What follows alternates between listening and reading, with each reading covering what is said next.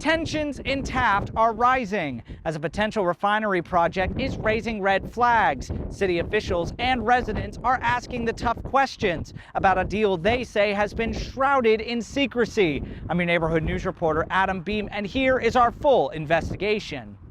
The selection and endorsement of Ryan Smith, I don't even know what that has to do with anything.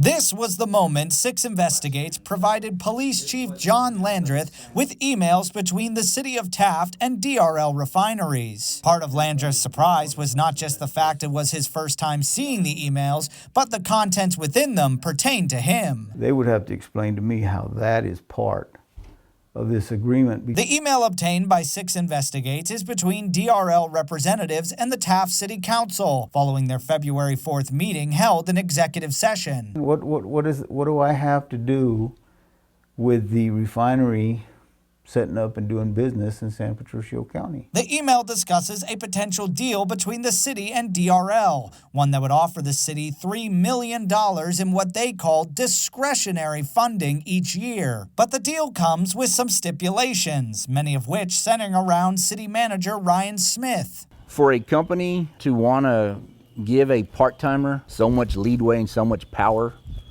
it just raises a lot of questions. The potential deal between the city would require, above many things, not only the city council giving Smith their full endorsement as project leader, but separately would require the police chief to publicly endorse Smith as well. Outside interest coming in and is kind of, in a way, dictating what a city council should be doing. These closed-door discussions occurred in February. Over a month later, Landreth's job was on the line. I'm going to move to terminate the employment of John Landreth due to the above-mentioned reasons.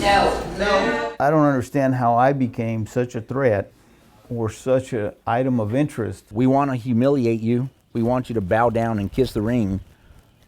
But what is the purpose of that? It appears that the waters have been muddied, and we cannot have that appearance. 6 Investigates had many questions regarding the executive session with DRL and the legality of the discussion had behind closed doors. Our team reaching out to both the city and DRL for an interview, with both only providing statements. City Manager Ryan Smith telling 6 Investigates that the city does not make public comments on economic development opportunities and discussions. DRL only told 6 Investigates in their statement that they are working closely with the Taft City Council and city manager. Our team, not satisfied with their response, demanded further clarification.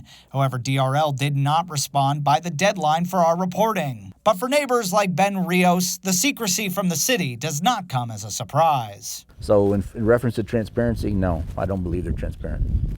Now, the deal between the city of Taft and DRL is not set in stone. However, it's worth noting that following our initial request to the city, a special council meeting was added to Monday night, with the only item on the agenda being held in executive session. Reporting from Taft for 6 Investigates, I'm Adam Beam.